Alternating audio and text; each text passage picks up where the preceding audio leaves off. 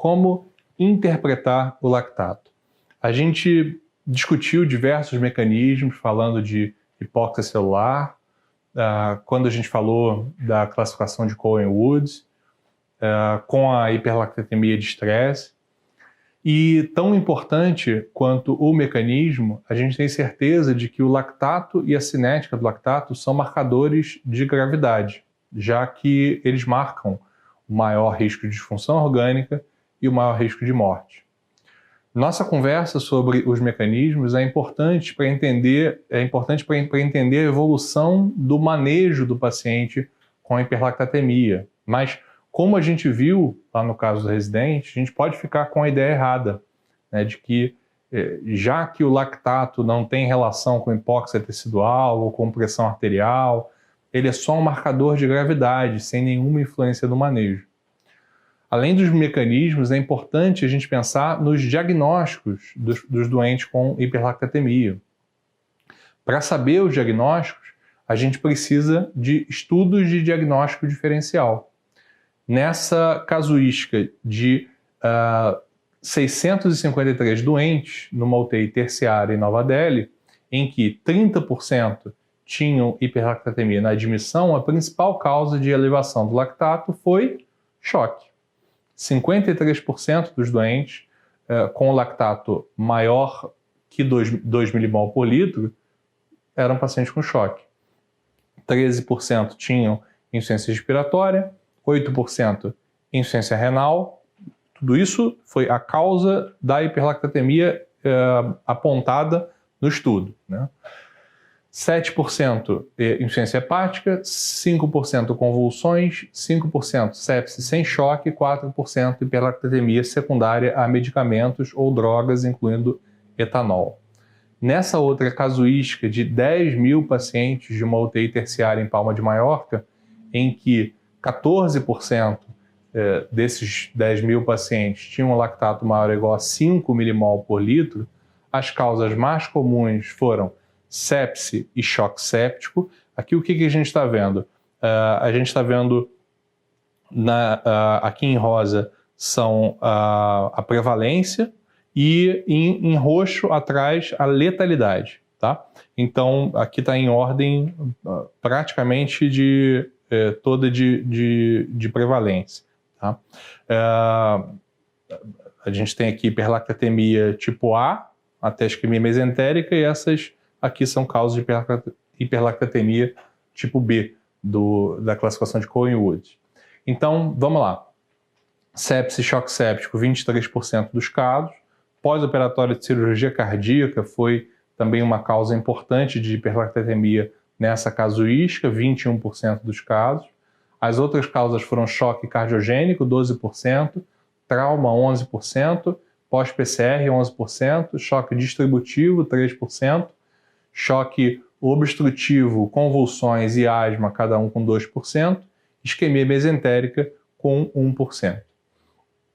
Como eu falei, essas são as causas de hiperlactatemia tipo A, mais frequente, portanto, né? As causas de hiperlactatemia tipo B foram lesão neurológica aguda, TCE e AVE 4%, cada um deles 2%, né?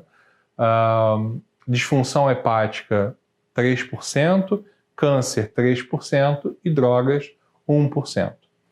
Uma outra conclusão do estudo, além das prevalências, é a importância da causa no prognóstico, né, e não só do valor do lactato, né? Todos os pacientes tinham 5 ou mais de lactato, mas, por exemplo, convulsões têm um melhor prognóstico do que pancreatite, tá? Então, realmente, a causa também é um preditor importante da mortalidade. Nas duas casuísticas foi mencionada a insuficiência hepática como causa de hiperlactatemia. Mas a disfunção hepática, será que ela é causa de elevação do lactato? Em 1987, foi demonstrado em 38 pacientes com cirrose Child B e C que na ausência de choque, aqui ó, na ausência de choque, o lactato é normal. A publicação ela corrobora o achado demonstrando a ausência de correlação entre bilirrubina e lactato. E também ele faz essa publicação faz uma revisão da literatura que totaliza 166 pacientes com insuficiência hepática aguda e crônica, em que a média do lactato dos pacientes não tinha diferença com a média dos controles. Então, a insuficiência hepática sozinha, ela não parece elevar o lactato.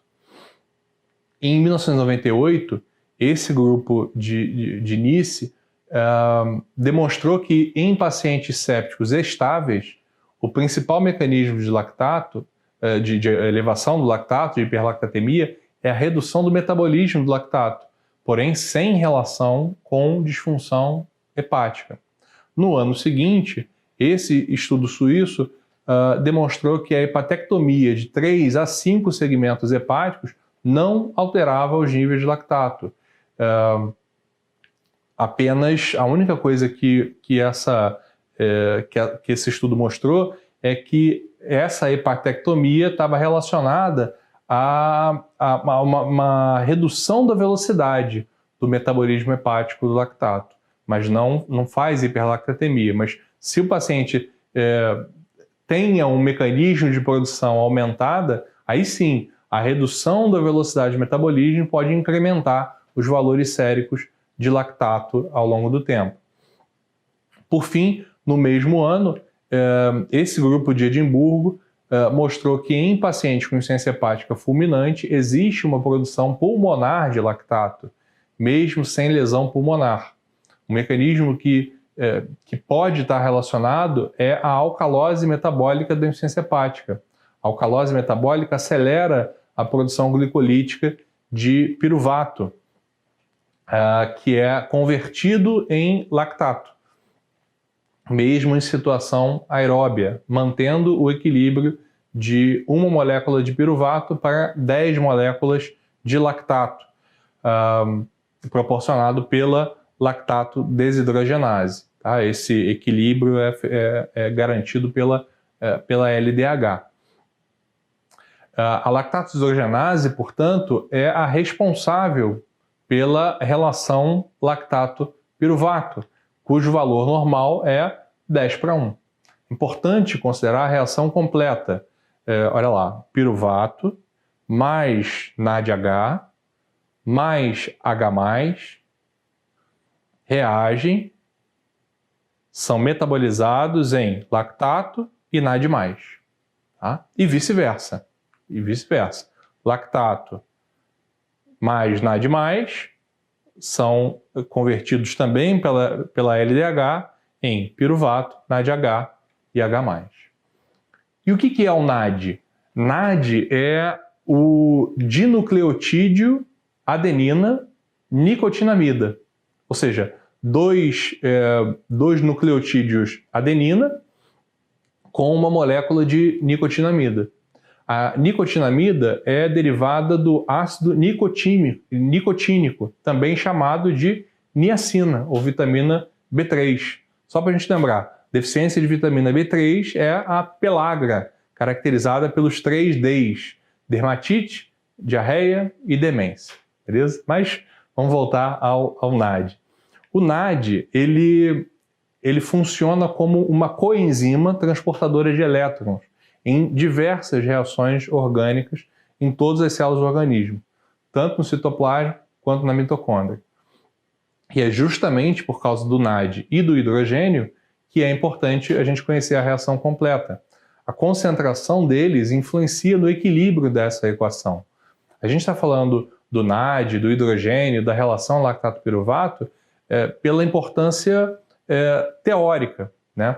Tanto para a prova quanto para organizar o pensamento. A gente diz que a importância é teórica, primeiro porque é altamente complexo medir o piruvato. A amostra, quando a gente colhe pensando em medir o piruvato, a amostra ela precisa ser desproteinizada, mantida no gelo e analisada imediatamente. É uma análise que demanda mais do que o próprio lactato.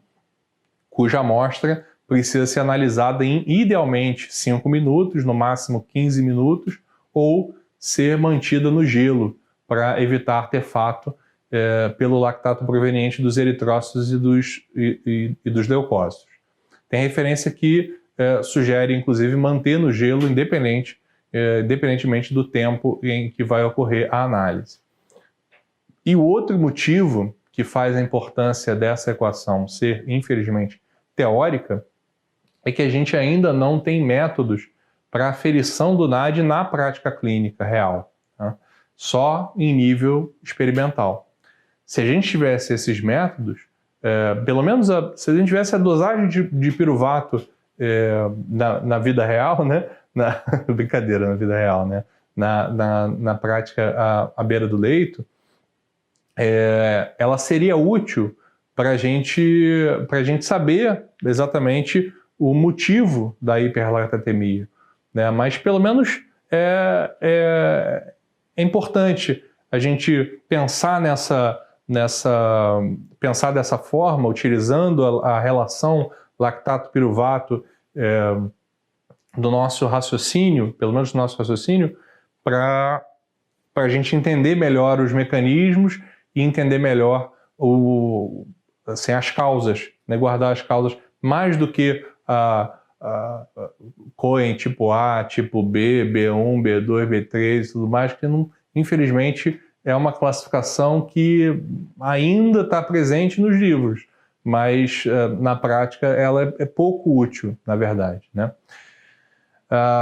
Então, se a gente dosa o piruvato e a gente tem a relação lactato-piruvato, a gente pode estratificar o doente em 3 categorias possíveis. Um paciente com relação lactato-piruvato menor ou igual a 10, entre 10 e 30 e maior ou igual a 30. Aí eu te diria que só existem 3 diagnósticos, né? 3 causas possíveis para a hiperlactatemia: elevação do piruvato, acidose, que pode ser acidose respiratória ou acidose metabólica, independentemente da etiologia, e aumento do NADH, ou melhor ainda, aumento da relação NADH sobre NAD+. Que essa relação, né, NADH sobre NAD+, ela é um marcador considerado extremamente acurado para a produção energética celular na mitocôndria. Assim, ela não pode ser dosada na prática clínica, mas laboratorialmente ou experimentalmente ela pode, e ela é extremamente acurada para a produção energética na mitocôndria, e a gente vai falar sobre isso. O piruvato ele pode estar aumentado devido à hiperlactatemia de estresse, a convulsões, tremores, exercício, que também tem a ver com o aumento da glicólise, mas nessas causas a relação lactato-piruvato até também pode estar um pouquinho aumentada por conta da acidose, que é fugaz, relacionada à atividade muscular. O efeito Warburg é uma causa de aumento da glicólise e por isso vai aumentar o piruvato.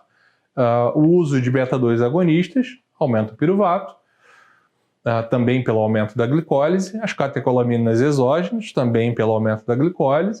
O uso de cocaína, pelo mesmo motivo. A disfunção da piruvato desidrogenase, né, vai aumentar o piruvato, vai acumular o piruvato, né, e a redução da velocidade da cinética do lactato também aumenta o piruvato. Por quê? A redução da cinética, ela não muda a relação lactato-piruvato, mas ela aumenta o lactato, então o piruvato vai aumentar também. Então, não é que o piruvato seja a causa da hiperlactatemia, mas o lactato aumentado seria um marcador, né, da hiperlactatemia com relação lactato-piruvato menor ou igual a 10. A gente vai conversar sobre a disfunção da PDH, falar um pouquinho mais sobre a redução da velocidade da cinética e sobre as causas relacionadas ao aumento da relação NADH sobre idade mais no próximo bloco. Até lá!